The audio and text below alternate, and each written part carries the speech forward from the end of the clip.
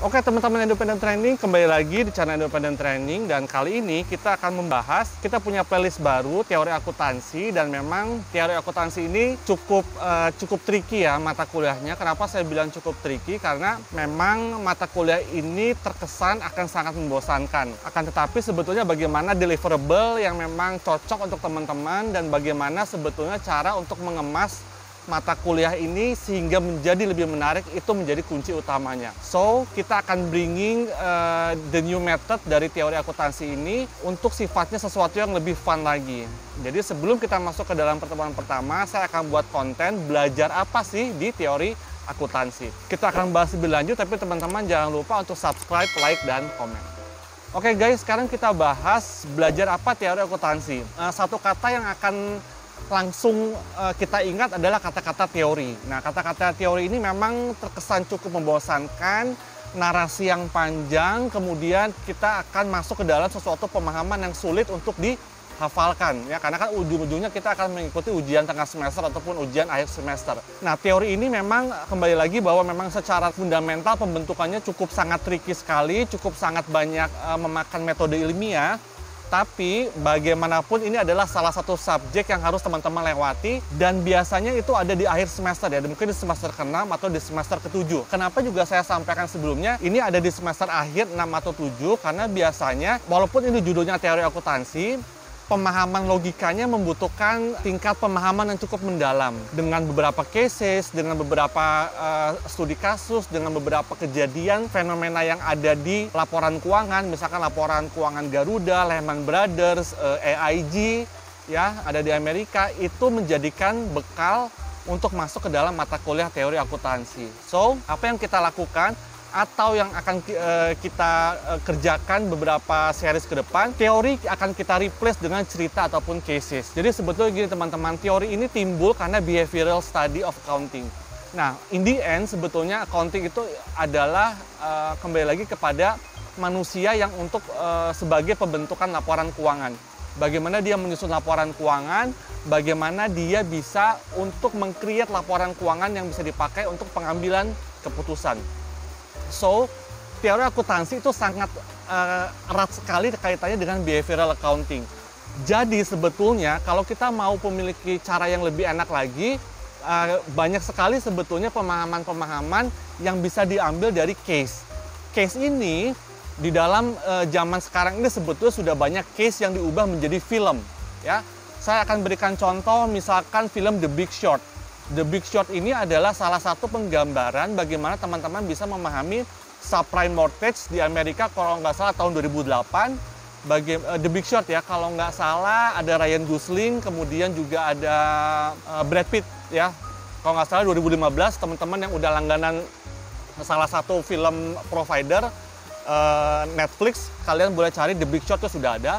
Nah, oke, misalkan begini, saya nggak mau memahami bagaimana behavioral accounting untuk subprime mortgage, bagaimana kecenderungan manusia untuk, bagaimana kecenderungan pelaku pasar untuk membungkus instrumen keuangan sehingga dia bisa, yang tadinya junk, yang tadinya sampah, investasi keuangan itu bisa menjadi rating bagus.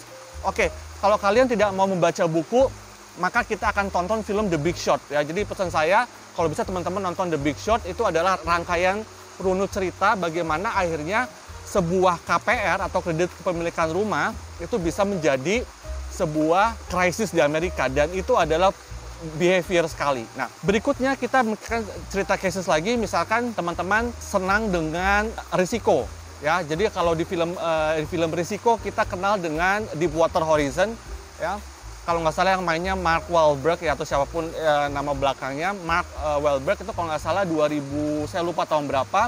Tapi kalau nggak salah Deepwater Horizon ini cerita tentang appetite risiko seseorang untuk pengambilan keputusan. So, teman-teman juga bisa nonton Deepwater Horizon ya. Nah, itu adalah salah satu metode sebetulnya bagaimana kita mendeliver mata kuliah teori akuntansi ini bisa menjadi cases. Tapi memang tidak semua mata kuliah tidak semua topik akan ada filmnya.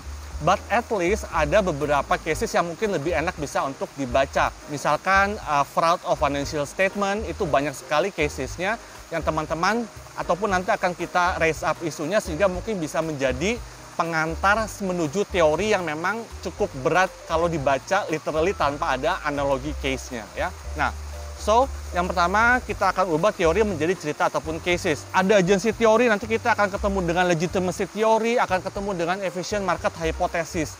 Jadi banyak sekali sebetulnya teori-teori ini yang saya akan sampaikan ini bermanfaat teman-teman. Kenapa? Karena in the end teman-teman tidak hanya berakhir karirnya hanya untuk menyusun laporan keuangan. Kita tahu penyusunan laporan keuangan sekarang sudah mostly diambil oleh software ya. Nah, yang sebetulnya dibutuhkan adalah pemahaman analisis dan bagaimana teman-teman bisa memahami behavioral study orang-orang yang menyusun laporan keuangan dan behavior orang-orang yang akan mengkonsumsi laporan keuangan. So, aspek behavioral ini belum pernah bisa di-replace oleh software. Itu kurang lebih yang kita expect dari apa sih sebetulnya benefitnya. Karena one day teman-teman jangan berakhir karirnya hanya untuk menyusun laporan keuangan.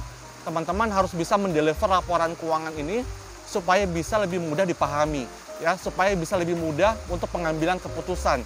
Bagaimana investor melihatnya. Nah, aspek behavioral ini yang sebetulnya ada di mata kuliah teori akuntansi dan saya guarantee ini akan bermanfaat untuk pengambilan keputusan.